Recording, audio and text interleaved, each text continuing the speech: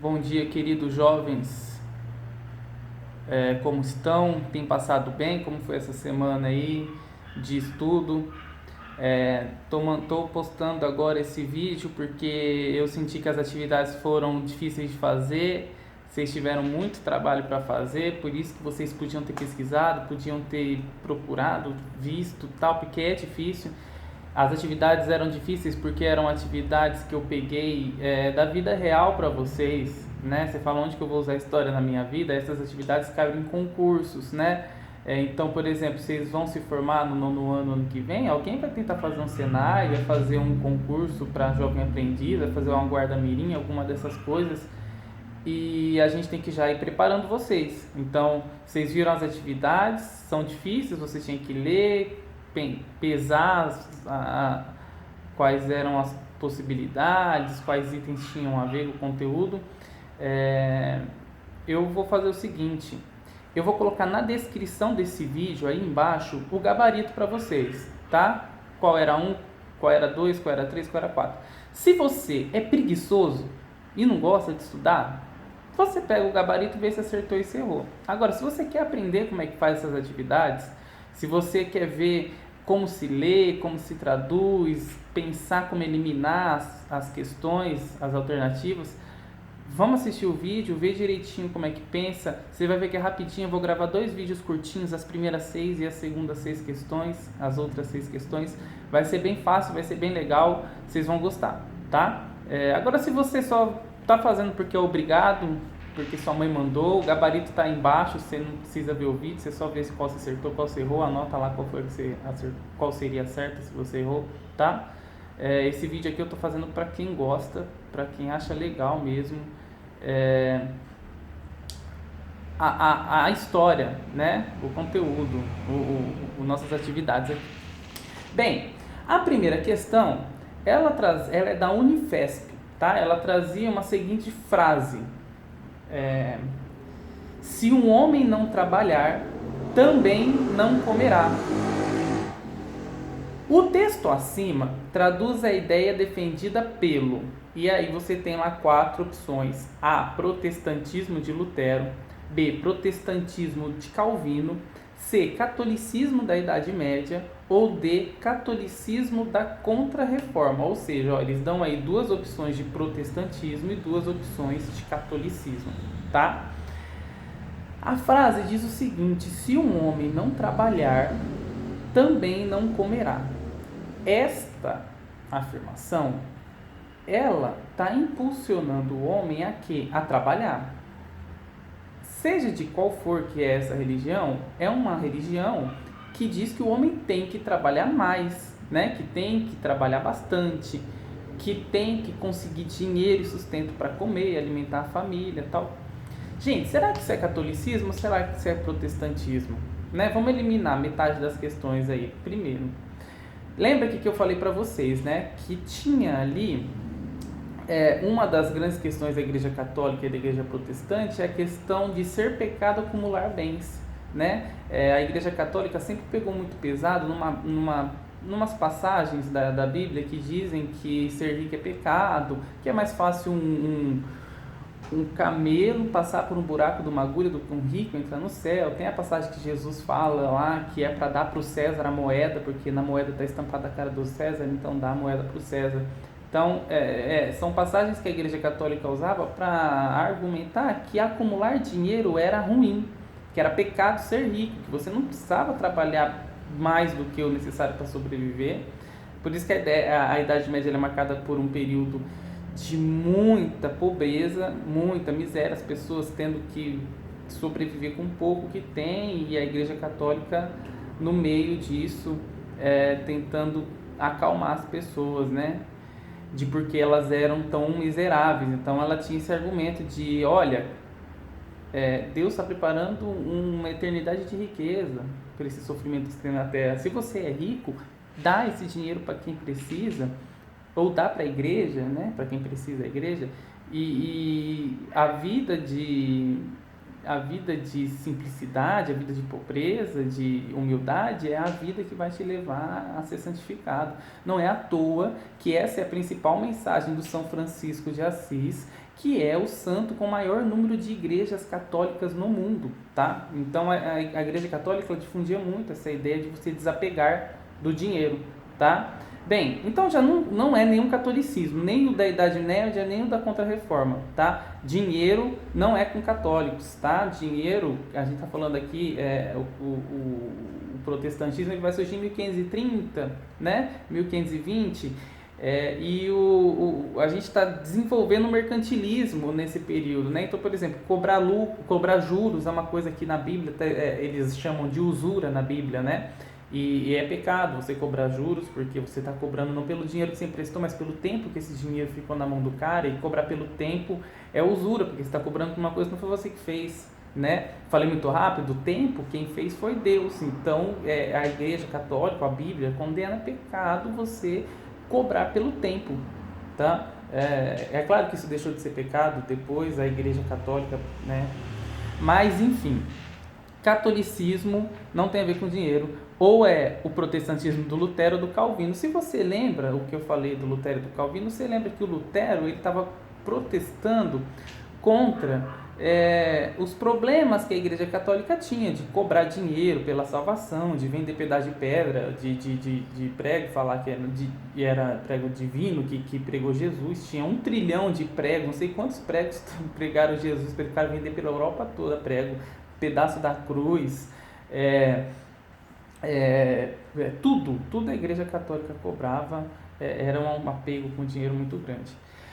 Bem, então o Lutero ele vai ser contra a Igreja Católica, né? Mas ele não pega tão pesado nessa questão de trabalhar ser a salvação, de aglomerar dinheiro. Quem é o cara que está sempre falando pra gente, olha, o trabalho salva, Deus é o Deus do vitorioso, do rico, de quem venceu, né? Que são essas religiões protestantes que a gente tem mais próximas da gente aqui no Brasil. É o João Calvino, tá? Então a resposta certa é a B, tá? A segunda alternativa, a B do João Calvino, porque é o calvinismo que vai pregar essa ideia de que ser rico não é pecado, acumular dinheiro não é pecado, que Deus escolhe as pessoas pelo sucesso que elas têm, ou que as pessoas escolhidas obtêm sucesso porque são eleitas divinas, né? Essa é uma ideia do João Calvino, uma ideia presente no protestantismo, tá bom? Então a 1 era a B. Olha que difícil a 1.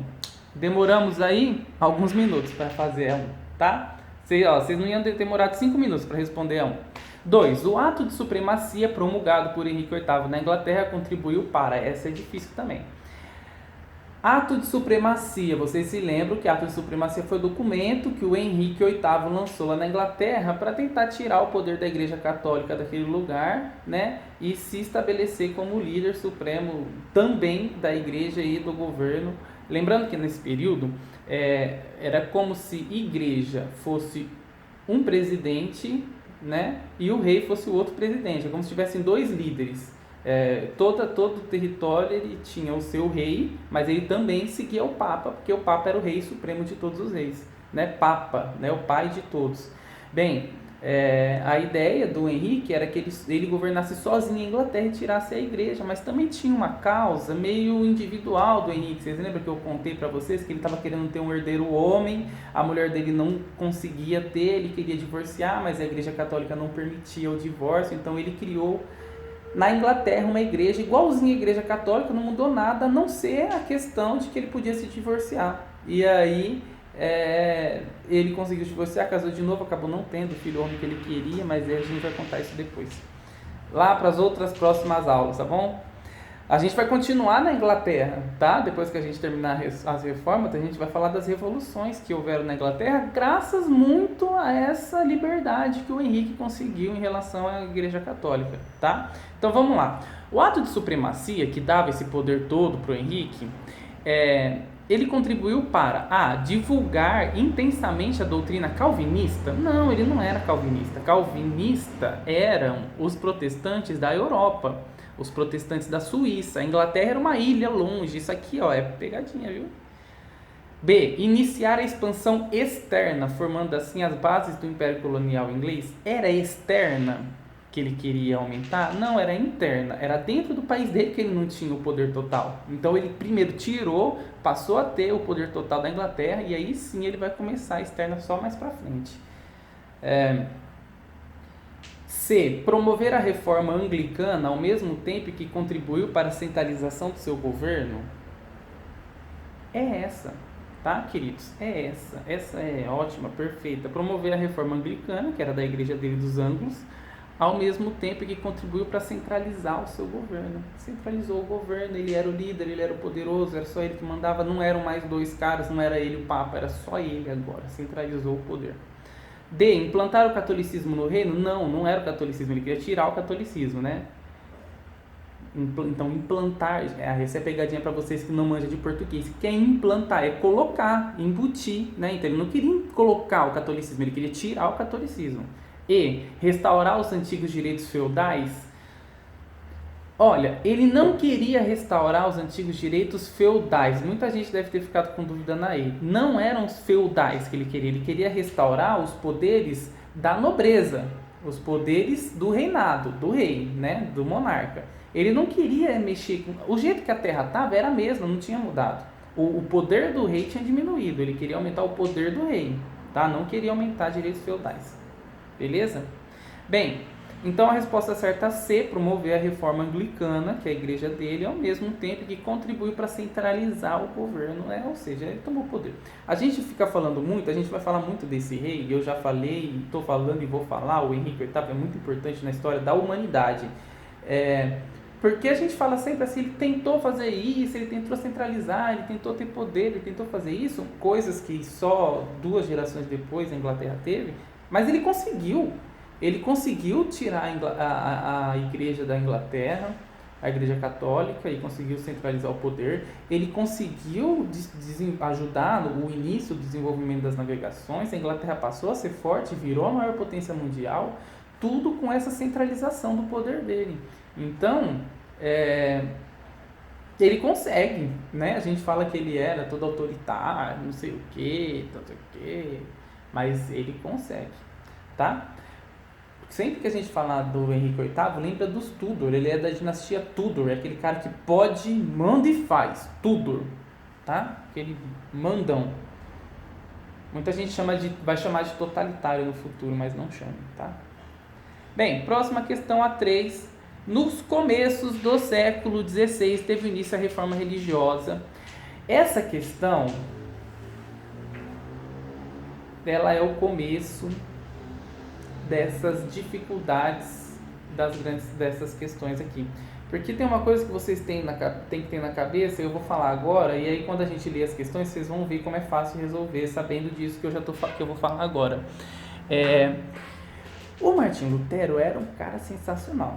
Sem dúvida, dos 3 que a gente estudou, o Calvino, o Henrique e o Lutero era o único realmente preocupado com criar uma religião que fosse mais justa, mais igualitária, que possibilitasse o acesso à fé, à palavra, à santidade, diferente do que a Igreja Católica vinha fazendo, que era muito errado, né? Você pode dizer que o João Calvino construiu uma religião meio que adaptando essa ideia do Lutero ao que o capitalismo queria. E o Henrique fez o que fez por benefício próprio, para poder... foi um ato político, o do Henrique.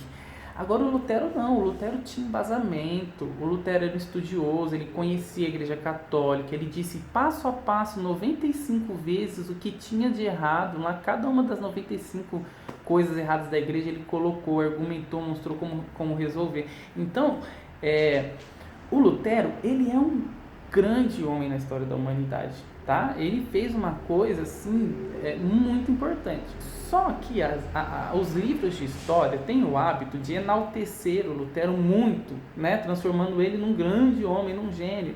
E essas questões que eu coloquei aqui são questões de concursos, questões de gente, né, muito inteligente, que tenta sempre lembrar de uma coisinha que o Lutero fez que faz a gente dizer que não é perfeito, né? Tem 2 coisas na religião protestante que o Lutero criou na Alemanha que dá errado. É que no futuro eles vão contribuir muito com o nazismo, né? Isso aí daqui 300, 400 anos. Mas o principal é o seguinte: o Lutero não falou nada que outros monges já não tivessem falado antes. Outros padres, outros paroquiais já tinham dito isso que o Lutero disse.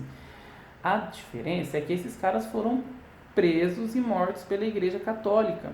Já o Lutero teve proteção dos donos de terra, dos grandes reis, dos príncipes da Alemanha. Na época, a Alemanha não era um país, existiam vários reinos ali na Alemanha, né?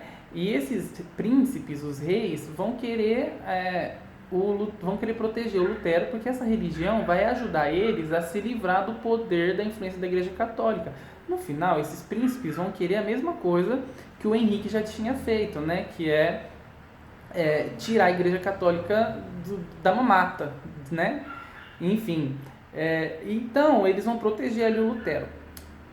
O Lutero, ele fala muita coisa boa. Todas as coisas que o Lutero critica na Igreja Católica é verdade, só que o Lutero nunca questionou o fato de os senhores de terra explorarem seus servos. Para o Lutero, isso estava normal, não era um problema. Ou era, e ele não o disse, porque isso faria com que ele fragilizasse o seu poder para com os reis que protegiam ele. Então, depois de alguns anos, vai surgir uma nova vertente da Igreja Luterana, que vai ser uma vertente que, além de pregar tudo que o Lutero fala, tem a coragem de falar o que o Lutero não disse, que era os grandes senhores feudais exploram os camponeses. E aí os camponeses vão se ligar e falar, opa, como assim? Eu sou explorado? Peraí, eu vou lutar para tentar... E aí a gente vai ver as revoluções que acontecem na Inglaterra, que são próximo conteúdo nosso. Só que é isso que eu quero que vocês entendam. Faltou uma coisa para o Lutero ser perfeito, né? Que é o fato dele não ter denunciado o regime de exploração. E não é tipo assim, é muito difícil dele. Era óbvio, no texto que ele falava sobre todos os seres humanos ser iguais perante Deus. Então,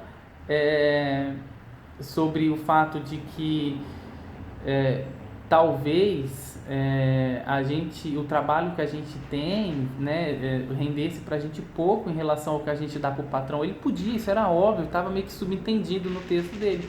Só que ele não afirmou, ele não defendeu essa causa, ele não colocou ela lá numa dos problemas das teses, porque ele estava sendo protegido pelos caras que se davam bem com isso, tá? Bem, então vamos lá ler a pergunta, tá? Nos começos do século XVI, teve início a reforma religiosa com a atuação de Martim Lutero, monge agostiniano, então em Wittenberg. Sobre as causas desse movimento, é correto afirmar: os reformados tiveram apoio da burguesia, desejosos de firmar sua atividade capitalista e obter lucros? Ótimo, é isso mesmo, capitalista os reformados vão apoiar a burguesia, tá? 2. Um sentimento nacionalista surgira na Alemanha e no norte da Europa, passando o Papa a ser visto como estrangeiro a interferir em assuntos internos. Esse também, o pessoal não queria mais o Papa, né? Ou os reis criaram na população essa ideia de que o Papa fora. 3. Em matéria de religião, ocorreu abusos de setores do clero, com a exploração de relíquias sagradas e venda de indulgências. Sim, também a Igreja Católica fazia tudo isso, ficava cobrando tal... E por isso enfraquecia, né, a credibilidade da Igreja Católica.